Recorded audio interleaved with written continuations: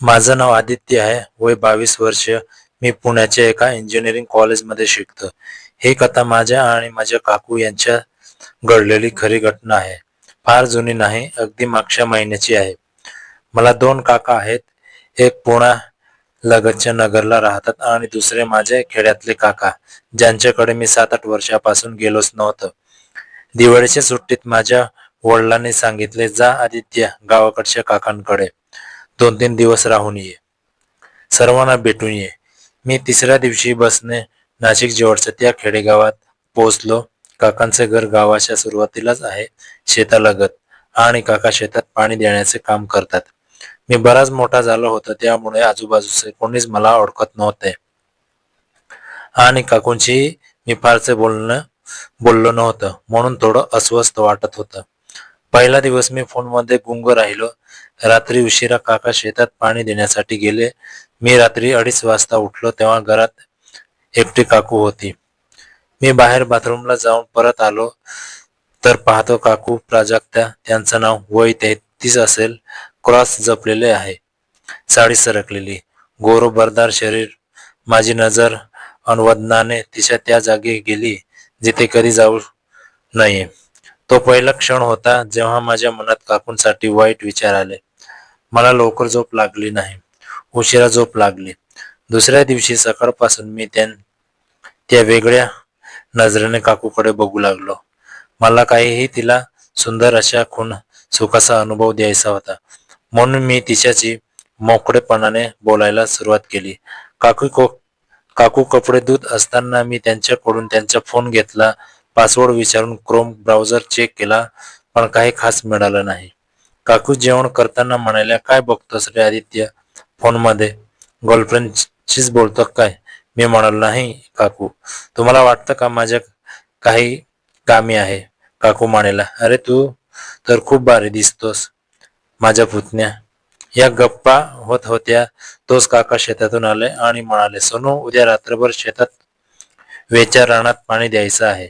आज थोडं काम आहे, चल आदित्यला घेऊन शेतात जा, मोटर चालू करून दे. काकू आणि मी शेतात गेलो. तिथे गप्पा मारता मारता आम्ही एकमेकांच्या अगदी जवळ आलो. मित्रासारखे बोलू लागलो. मला कळलंच नाही की काकू एकाच दिवसात माझी मैत्रीण कशी झाली. संध्याकाळी घरी आलो, जेवण झालं. काका म्हणाले, आज रात्रभर पाणी द्यायचं, मी सकाळी येईन, आणि ते गोधडी घेऊन निघून गेले. घरात फक्त मी, काकू आणि त्यांचं छोटंसं बाळ होतं. काकूने बाळाला अंगणात झोपवलं आणि माझ्याच बिछाण्याजवळ एक ब्लँकेट घेऊन झोपली. जशी ती माझ्या बाजूला आली तशी माझी धडधड वाढली. काकूने दरवाजा लावला आणि टीव्ही बंद केला. मी भीतीच्या कोपऱ्यात गेलो. ब्लँकेट फार मोठं होतं. काकू म्हणाल्या, घे रे ब्लँकेट. मी आत बसलो, पण अंदाज होता की दोघेही याच ब्लँकेटमध्ये झोपणार आहोत. काकू बाळाला जोडीला हलवत होत्या. बाळ झोपलं. काकू आत आले आणि माझ्याच बाजूला पाठ करून झोपल्या. मी थोडं हळू हललो, नजर टाकली तर काकू झोपल्या होत्या. मी खूप काही करून तिला जवळ घ्यायचं स्वप्न बघत होतो, पण माझ्या आणि तिच्या जवळ हातभर अंतर होतं. मी मोबाईल बाजूला ठेवला, लाईट बंद केली, नीट बाजूला झोपलो. मी अभिनयाने हाडे वळवली, उलटे फिरलो आणि हळूहळू अंतर कमी केले. अखेर माझ्या आणि काकूंच्या मध्ये अंतर उरलंच नाही. काकू अजूनही माझ्याकडे पाठ करून झोपल्या होत्या.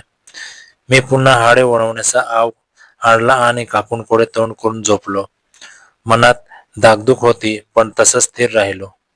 मला तिच्या कमरेवर हात ठेवा असं वाटत होता आणि त्या क्षणी काकू हळूच माझ्याकडे वळल्या आणि त्यांनी आपल्या एक हात माझ्या कमरेवर ठेवला.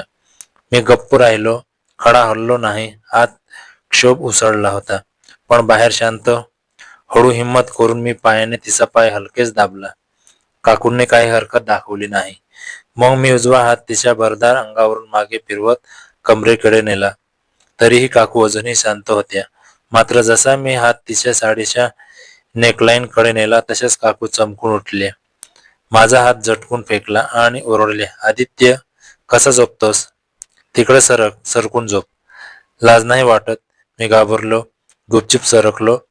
काकू बाहेर गेल्या. काही वेळाने परत आल्या आणि यावेळी त्या मुद्दाम माझ्याला चिटकून झोपल्या.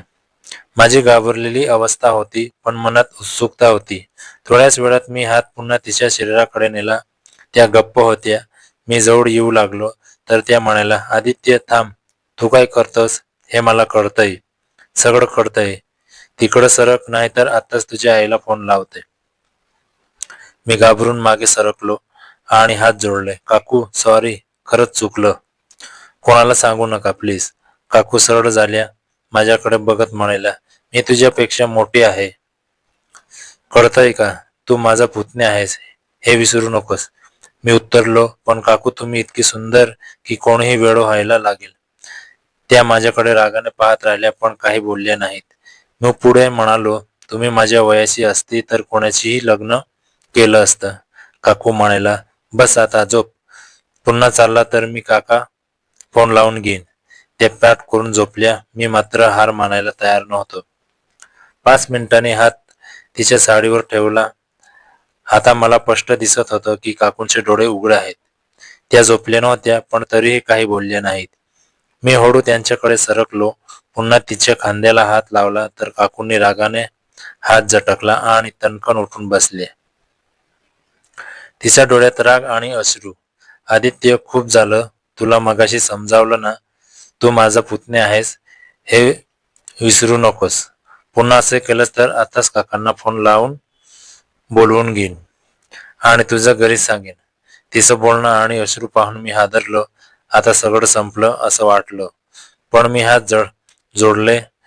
काकू प्लीज नको सांगू कोणालाही. माझ्याकडून मोठी चूक झाली. मी भारावून गेलो होतो. काकूंनी माझ्याकडे बघत एक मोठा दीर्घ श्वास घेतला. उठ, तिथे कोपऱ्यात जाऊन झोप. माझ्याजवळ यायचा प्रयत्न केलास तर मी बाहेर काढेन तुला. मी गुपचूप कोपऱ्यात गेलो, पण झोपलो नाही. काकू पाठ करून झोपल्या. अर्धा तास गेला. मला जाणवलं ती रागावली असली तरीही मला घराबाहेर काढणं नाही किंवा फोन लावला नाही. म्हणून हळूच म्हणालो, काकू तुम्ही खरोखरच खूप सुंदर आहात. म्हणूनच मन आवरलं नाही. सॉरी. काकूंनी काही उत्तर दिलं नाही, पण तिच्या शरीराही हालचाल थांबली. मी हळूहळू तिच्या पाठीजवळ जाऊन गेलो. यावेळी हात लावला नाही, फक्त जवळ गेलो. पुन्हा हात हातात घेण्याचा प्रयत्न केला. तिने हात मागे घेतला नाही, पण घट्ट धरून ठेवला. मी समजलो की ती आता तशी चिडलेली नव्हती. हळू तिच्या खांद्यावर हात ठेवून तिला स्वतःकडे वळवण्याचा प्रयत्न केला. सुरुवातीला थोडा प्रतिकार केला, पण शेवटी ती माझ्याकडे वळली.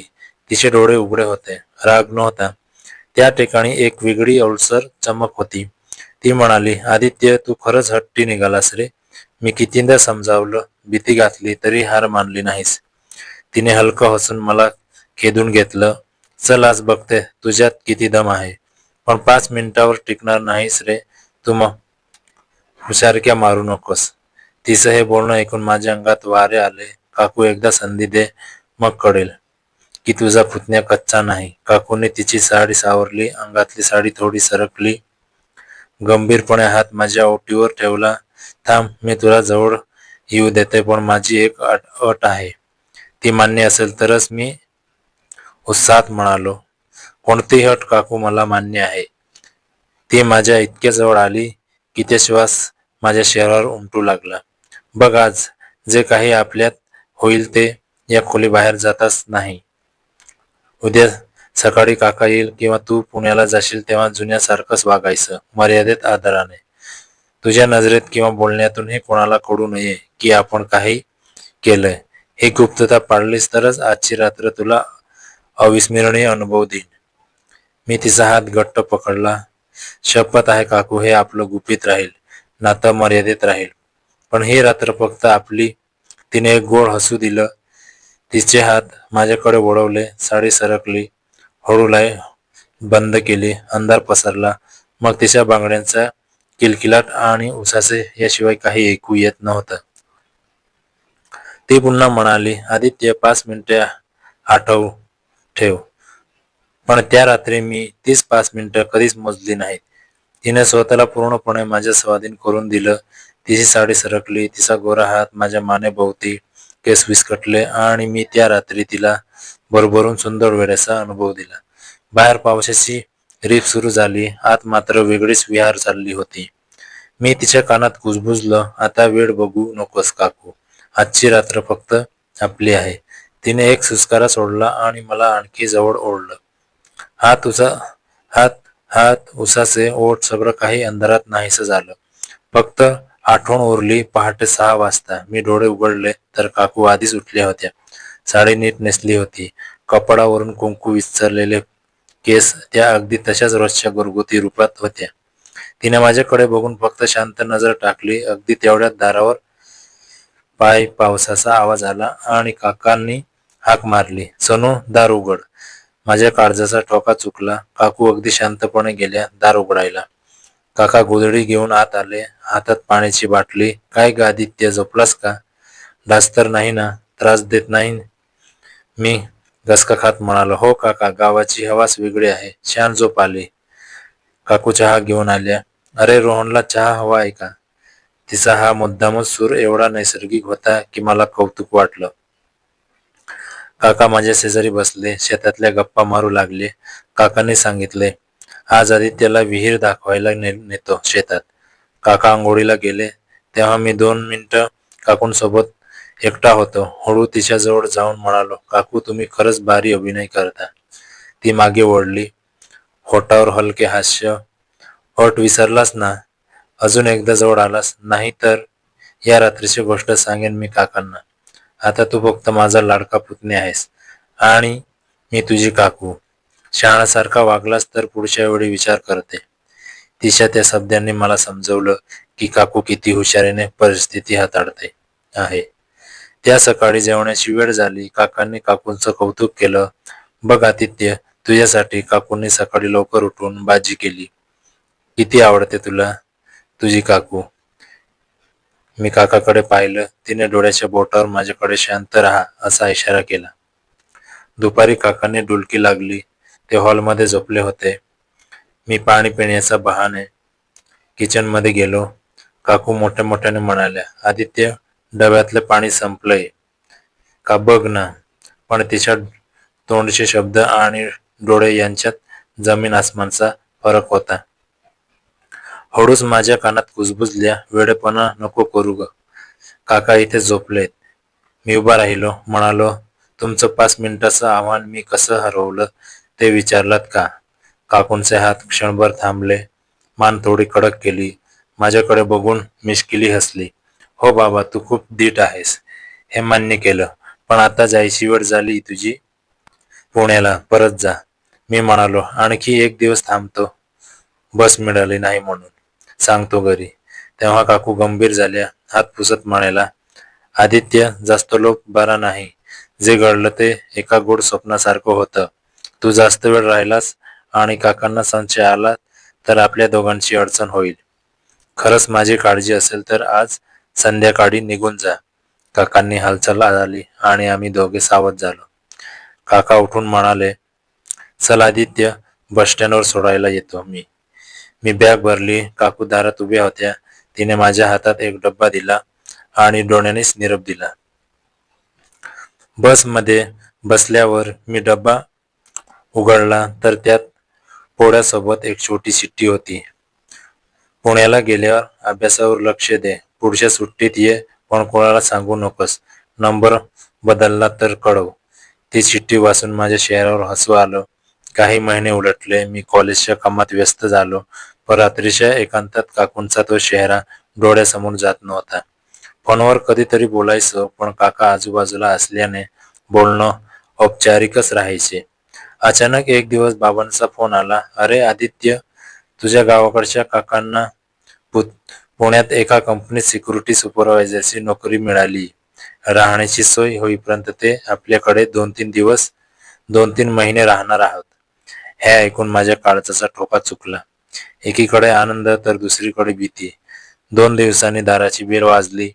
मी उघडलं तर समोर काका उभे होते आणि त्यांच्या शेजारी साडीत नटलेली काकू प्राजक्ता. शहरात आल्यामुळे काकू थोड्या वेगळ्या दिसत होत्या, पण तेच भरदार शरीर, गोरा रंग तशीच खुलून होती. मी लगेच पाया पडलो. काकू म्हणाल्या, "पुण्यात येऊन आपला पुतण्या मोठा झालाय. ओळख विसरला नाहीस ना?" तिच्या नजरेत शब्द होते, "ते रात्रीचे सगळं आठव आहे ना?" आठवण आहे ना? पण सावध राहा.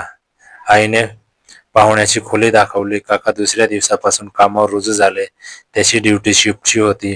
रात्री जेवण झाल्यावर आम्ही सर्वजण हॉलमध्ये गप्पा मारत होतो. आई आणि बाबा दुसऱ्या खोलीत गेले. काका गॅलरीत फोनवर बोलत होते. हॉलमध्ये फक्त मी आणि काकू होतो. काकू सोफ्यावर बसून टीव्ही बघत होत्या. मी तिच्याजवळ जाऊन बसलो. दबक्या आवाजात म्हणालो, काकू, स्वप्न बघते की काय? तुम्ही खरंच माझ्या घरी आलात. काकूने आजूबाजूला पाहिलं. हळूच माझ्या कानात कुजबुजल्या, आदित्य, आता नको. काका कुठे फोनवर आहेत ते माहित नाही. आणि तुला वाटतंय का ते मुद्दाम बदली होऊन इथे आलं? त्यांना संशय आल्यावर आपल्यावर माझा पायाखालचा जमीनच सरकला. मी म्हणालो, म्हणजे? काकू म्हणाला, तू गावाहून गेल्यावर काकांना तुझ्या मोबाईलची हिस्ट्री तपासली असेल किंवा एखादी चूक झाली असेल. त्यांनी ही नोकरी मुद्दाम मागवली आहे पुण्यात, जेणेकरून ते आपल्यावर लक्ष ठेवू शकतील. तुला वाटतं ते ड्युटीवर गेलेत? बहुतेक ते बाहेरूनच आपल्याकडे लक्ष ठेवून आहेत. तेवढ्यात माझ्या फोनवर मेसेज वाजला. तो काकांचा होता. मेसेज वाचून मी थरथर कापलो. मेसेजमध्ये लिहिलं होतं, आदित्य, मला सगळं माहीत आहे. तुझी आणि सोनूची टी मी पाहिली. ती रात्र ही बघितली. पुण्यात यायचं कारण तेच आहे. आता तू आणि तुझी काकू जरा जपून वागा. मी या शहरात कधी कुठेही अचानक येऊ शकतो. उद्यापासून लक्षात ठेवा. आता नको कोणताही वेडपणा. मी काकूंकडे पाहिलं. तिचा चेहरा पांढरा फटकला होता. ती म्हणाली, मी सांगितलं होतं ना, आता काहीही करू नकोस. हे ना आता फक्त आताचं नाही, आता पुरतं होतं. उद्यापासून तू माझा पुतणी आहेस, मी तुझी काकू. ही लक्ष्मण रेषा आता कोणीही ओलांडू नये. त्या रात्री मी आणि काकू एकमेकांपासून दूर झोपलो, पण झोप आली नाही. काकू पाठ करून उभ्या होत्या, मी भिंतीकडे तोंड करून. पण मध्यरात्री मी उशिरा हात मागे करून गेलो. तिच्या हाताला हात लागला. तिने तो हात घट्ट पकडला. अश्रू डाळले. हळूच म्हणाली, आदित्य, सावध राहा. पलीकडे काका आहेत. आता आपण काय केलंय ते आपल्यासाठी धोकादायक आहे. आणि तिने माझा हात सोडला. पहाटेच्या प्रहारीदार थोठावलं गेलं. मी घाबरून उठलो आणि काकांना पाहिलं. ते अगदी शांत होते, पण डोक्यात एक अग्नी होता. ते म्हणाले, आदित्य, तुला कॉलेजला उशीर होतोय, निघून जा. काकू इथे सुरक्षित आहेत. मी उठलो, बॅग घेतली, काकूंकडे पाहिलं. तिने डोळ्यानेच सांगितलं, वेळ आली आहे, जा आता. हे नातं भेटण्याचं नाही. मी बाहेर पडलो. दार ओढून घेतलं, पण मनातून जाणवलं की काकूंना मला वाचवलं. तिच्या माफीने, तिच्या मर्यादेनं. काही महिन्यानंतर मला असे कळले की काका परत गावी गेले. काकूंनी मला एक दिवस फोन करून सांगितलं, आदित्य, तू पुढे जा. हे सगळं एक चांगलं गुपित म्हणून ठेव. मी तुझी काकू आहे, हेच खरं नातं. पण हो, तुझ्यातली त्या रात्रीची हिंमत मी कधीच विसरणार नाही. तू खूप लाडका आहेस मला. आणि तिने फोन ठेवला. ते सकाळचे 6 वाजले होते. पुण्यातल्या त्या घरातून निघताना मी मागे वळून पाहिलं नव्हतं. काकांचे डोळे अग्नीचे गोळे बनले होते. काकू मध्येच अश्रू आवरत हात जोडून उभ्या होत्या. शेवटच्या पुतण्याचा हात हवेत हलला, पण स्पर्श झाला नाही. दार बंद झालं. माझं पुण्यातलं कॉलेज पुन्हा सुरू झालं. कॉलेज, प्रोजेक्ट, मित्र, गप्पा, सगळं सुरळीत चाललं होतं. पण मन मात्र तिथंच कुठे हरवलं होतं. त्या गडद रात्रीत, त्या ब्लँकेटच्या उभेत, त्या बांगड्यांच्या किलबिलाट. 2 आठवड्यांनी एके दिवशी संध्याकाळी मला फोन आला. काकूंचा नंबर होता. हात थरथरला. फोन उचलला तर दुसऱ्या बाजूने काकूच नव्हत्या, तर काका होते. त्यांचा आवाज कोरडा, थंड, पण विचित्र शांत होता. आदित्य, संध्याकाळी 7 वाजता वडगाव इथल्या चहाच्या टपरीवर ये. एकटाच ये, नाहीतर कोणालाही येऊ देऊ नकोस. फोन बंद झाला. मी अक्षरच गार झालो. 7 वाजता अंधार होता. मी विचार केला, सांगू का बाबांना?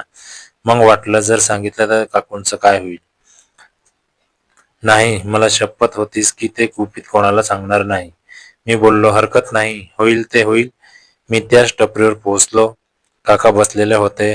2 चहाचे कप टेबलावर, हातात एक जुनी डायरी. त्यांनी डोळे वर करून पाहिलं. बस, मी बसलो. थोडा वेळ गप्प होतं. मग काका हळू म्हणाले, आदित्य, त्या रात्रीचं मला सगळं माहीत आहे. तू बाजूला सरकतोय तिच्याकडे. ती हात ठेवते तुझ्यावर, तू तिला जवळ करतोस. सगळं माझ्या खिशात त्या रात्रीचा आवाज रेकॉर्ड आहे.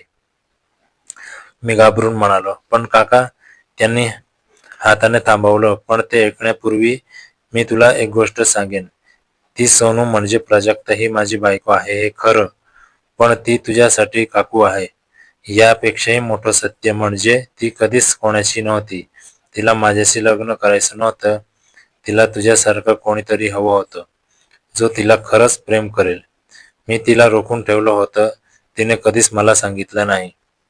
पण त्या रात्री जेव्हा रेकॉर्डिंग ऐकलं तेव्हा मला समजलं की ती तुझ्या मनाने आधीच वळली होती. मी रागाने पुण्याला बदली मागवली, पण आता उभा राहून पाहिलं तर कळलं मी तिला कधीच आनंद दिला नाही. आज तुला बोलवण्याचं कारण हेच आहे की मी तिला सोडून द्यायचं ठरवलंय. तिची इच्छा असेल तर ती तुझ्यासोबत जाईन, पण तुला जबाबदारी घ्यावी लागेल. मोठं व्हावं लागेल. तू तयार आहेस का? ते ऐकून मी थक्क झालो. माझ्या डोक्यात विजा कोसळल्या. काकू माझ्यासोबत म्हणजे लग्न? पण मी अजून कॉलेजमध्ये 22 वर्षाचा, ती 33 वर्षाची. कुटुंब, समाज, प्रतिष्ठा, लाखो प्रश्न डोक्यात घुसले. मी उठून बसलो. मनातल्या मनात काकूंचा चेहरा आला. ती सकाळी साडी नेसते, कपाळावर कुंकू, शांत डोळे. डोळे जे सांगत होते, मी तुझी काकू आहे, पण तुझ्याशिवाय कोणी नाही. मी उत्तर दिलं, काका मला वेळ हवा. मी तिला एकदा बघू शकतो का? काकांनी एक जुना पत्ता दिला. हा तिचा नवा खोलीचा पत्ता. मी तिला घराबाहेर काढलंय गेल्या 2 दिवसापासून. ती तिथे एकटी आहे. तू जाशील तर कदाचित ती तुझी वाट बघत असेल. मी वाट न बघता खोलीवर गेलो. गेटवर एक स्त्री बसली होती अंधारात. ब्लाऊज आणि साडी सुरकुतलेली, केस विस्कटलेले. तिने डोके वर केलं. ते काकूच होत्या. डोळ्यात अश्रू. तिने मला पाहिलं आणि उठली, पंख फुटलेल्या पंखासारखी. मी धावत तिच्याकडे गेलो. तिने मला रोखलं. माझा माझा हात छातीवर ठेवला. आदित्य, थांब थांब, नको येऊ दे माझ्याजवळ. तू मला भेटायला नको होतास. मी माझ्या सुखांची शिक्षा घेईन. मी तिचा हात घट्ट पकडला. काकू, प्राजक्ता, तुम्ही काहीच चूक नाही. त्या रात्री आपण दोघांनाही काहीतरी घडलं. ते चुकीचं होतं की बरोबर मला माहित नाही, पण जे झालं ते माझ्या मनातून कधीच जाणार नाही. काकांनी मला सोडून दिलंय तुला, पण मी नाही सोडणार. तू माझ्यासोबत चल. तिने डोळे मिटले. 2 अश्रू गालावरून गरळले. उत्तर दिलं, तू लहान आहेस रे आदित्य. समाज तुला कधीच स्वीकारणार नाही. मी तुझी काकू होती. तुझी पत्नी कशी होणार? तुझ्या आईला कळलं तर? तुझे आई वडील सोडून येशील का माझ्यासाठी? मी गप्प राहिलं. तिथं तिचं म्हणणं बरोबर होतं. मी कॉलेज पूर्ण करायचं राहिलं होतं. आई वडील माझ्या भविष्यासाठी झगडत होते. मी त्यांच्या पाठीत खंजीर खुपसू शकत नव्हतं. आणि काकू ही अशी अर्धवट जगू शकत नव्हती. ती माझ्यासाठी काकू होती. या जगाच्या नजरेत ते नातं मोडता येत नव्हतं. मी खाली बसलो. तिने माझ्या केसात हात फिरवला. हळू गायली, जाऊ दे आदित्य, हे खरंच गुपित राहू दे. तुला आठवत असेल तेव्हा आठव, मला बाकी आयुष्य जग. मी तुझी काकू, तुझी पहिली प्रेमिका, तुझी रात्रीची सुंदर वेळ, पण दिवसाची प्राजक्ता. काकूस, मला माफ कर. ती उठली, आत गेली. दार हळूच बंद झालं. मी त्या दारासमोर बराच वेळ बसून राहिलो. मग उठलो. परत कॉलेजला गेलो. अभ्यासात हरवून गेलो. काही महिन्यांनी काकूंचा एक लांबलचक संदेश आला. आदित्य, मी गावी परत आले. काका मला बायको म्हणून घेऊन राहतात, पण तो माझा नवरा नाही, एक सहवासी आहे. तू आयुष्यात पुढे जा. एक गोष्ट लक्षात ठेव, कधीही कोणाशी त्या रात्रीबद्दल बोलू नकोस. ही कथा मी आणि आदित्य, मी आणि तू, फक्त आपण दोघेच. तुझी आठवण येतेस, पण आता देह नाही, फक्त डोळे. तुझे डोळे माझ्यात, माझे डोळे तुझ्यात. आणि हो, तू जिंकलास रे. 5 मिनिटं. मी हरले. बाय. मी तो संदेश वाचला, हसलो, रडलो सुद्धा. आणि मग कॉलेजच्या अभ्यासात, नोकरीत, नवीन मैत्रिणीत मी हरवून गेलो. पण रात्री जेव्हा एकटा असतो तेव्हा ती बांगडीचा आवाज, तो किलबिलाट, ती गार जुडजुडती हवा अजूनही कानात घुमते. ही आहे ती एक सुंदर, धोकादायक, पण खरीखुरी गोष्ट. आता अशा अनेक गोष्टी ऐकायच्या असतील तर, आणखी रोमांचक, भावनिक, थरारक कट्टकथा अनुभवायच्या असतील तर आमच्या मन चंचल या यूट्यूब चॅनलला सबस्क्राईब करा, लाईक करा. कमेंट करा आणि ही कथा तुमच्या मित्रांनाही शेअर करा. बेल आयकॉन दाबायला विसरू नका, कारण जीवनात सगळं काळोख नसतं. कधी कधी एखादी रात्र, एखादी सुख, एखादा वेडेपणा हेच आयुष्यात खरं गुपित असतं. धन्यवाद. आपला मन चलचल. जय हिंद, जय महाराष्ट्र.